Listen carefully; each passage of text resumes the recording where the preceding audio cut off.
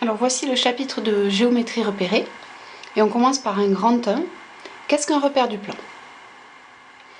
Alors pour définir un repère du plan, il nous faut 3 points non alignés et ils doivent être dans un ordre précis. On dit toujours O, puis I, puis enfin J en dernier. Alors voilà, ceci suffit à donner un repère du plan. O, puis I, puis J. Le point O, c'est ce qu'on appelle l'origine du repère. À partir de cette origine et du point I, on trace un axe. Alors cet axe, il a une flèche, ça veut dire qu'il est orienté de I vers J. C'est important. Un repère, ça a un axe orienté. Cet axe, on l'appelle l'axe des abscisses. Et le point I, défini sur cet axe, donne l'unité du repère, enfin l'unité de l'axe des abscisses. C'est-à-dire que la longueur OI, elle vaut 1 quoi qu'il arrive. Même si ça fait 5 cm ou 8 cm ou 12 cm, la longueur OI fait toujours 1. Ensuite, un deuxième axe orienté de O vers J, que l'on appelle l'axe des ordonnées. Et de telle manière que le point J définisse lui aussi l'unité de l'axe des ordonnées. C'est-à-dire la longueur OJ vaut elle aussi 1. Et on appelle le repère ainsi formé O, point virgule I, virgule J. O, I, J, toujours dans cet ordre. L'origine, puis l'unité de l'axe des abscisses, puis l'unité de l'axe des ordonnées. Alors il en existe plusieurs types, que vous connaissez, enfin certains vous les connaissez. Le premier, le plus habituel, c'est le repère orthonormé ou orthonormal, c'est la même chose. Ortho, mais vous allez voir, ça, on retrouve la racine perpendiculaire. Et normé, vous allez voir pourquoi. Alors le voilà, vous le connaissez bien. L'origine, c'est le point ici, on l'a écrit ici. Alors ce repère-là, il a été gradué. On retrouve le point I qui correspond à la graduation 1, le point J qui correspond également à la graduation 1 en ordonnée, puis les gradations régulières, on a mis la grille de manière à ce que ça soit mieux lisible. On retrouve l'axe des abscisses ici, l'axe des ordonnées là-haut, et ce qui est caractéristique du normé, c'est que les longueurs OI et OJ sont identiques. Ici, il y a le même codage, c'est-à-dire si OI fait 2 cm, et bien OJ fera 2 cm aussi, mais ce sera l'unité, ça fera 1 quoi qu'il arrive. Et c'est pour ça qu'on dit normé ou normal, parce que les deux longueurs OI et OJ sont égales.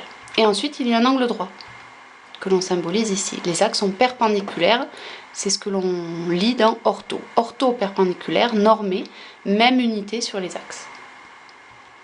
Alors celui que vous connaissez peut-être un peu moins, c'est celui-ci, le repère orthogonal. Alors on reconnaît encore la racine ortho, qui veut dire perpendiculaire. Alors on le voit, effectivement, les axes ils sont perpendiculaires, OI et OJ. Par contre, les longueurs OI et OJ, elles ne sont pas égales.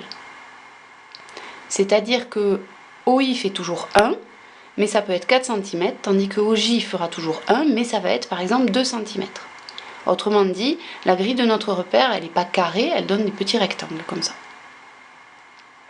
Et enfin le dernier, que vous connaissez sans doute beaucoup moins, qui est un repère quelconque. Et vous allez voir, le voilà. Alors lui, évidemment, il est un petit peu bizarre, parce que les axes OI et OJ ne sont pas perpendiculaires, et les longueurs OI et OJ, elles ne sont a priori pas égales du tout, même si ça ne se voit pas trop sur le dessin. Et on peut quand même repérer des points là-dedans. Alors voilà comment on fait. Cran 2, comment repérer un point? On va faire ça avec des exemples. On prend en premier un repère orthonormal, donc comme vous connaissez, on y place un point M dedans. Les axes sont perpendiculaires, la longueur OI et la longueur OJ sont identiques. Un point M est repéré à l'aide de ces deux coordonnées. La première, c'est l'abscisse. Comment obtient-on l'abscisse? Eh bien, on se déplace à partir du point M, parallèlement à l'axe des ordonnées. On tombe sur une graduation, ou pas d'ailleurs, de l'axe des abscisses. Et ici, on lit que l'abscisse du point M est 5. Et on note x indice M égale 5. C'est une notation à laquelle il faut que vous vous habituiez, parce que c'est la notation habituelle. Pour l'ordonnée, eh bien, on part toujours du point M, mais on se déplace cette fois parallèlement à l'axe des abscisses, jusqu'à tomber sur l'axe des ordonnées.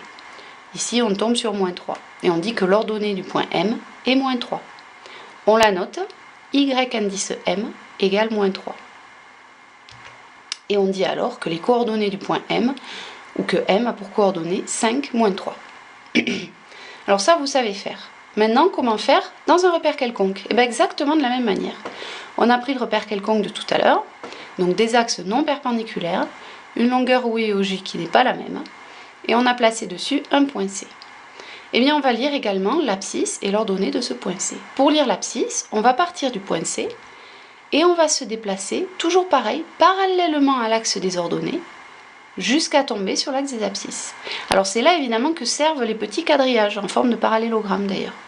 C'est là qu'ils servent pour pouvoir bien suivre les lignes, bien parallèlement à l'axe des ordonnées. On tombe ici sur l'abscisse moins 2. L'abscisse du point C, c'est moins 2. Et on la note X indice C.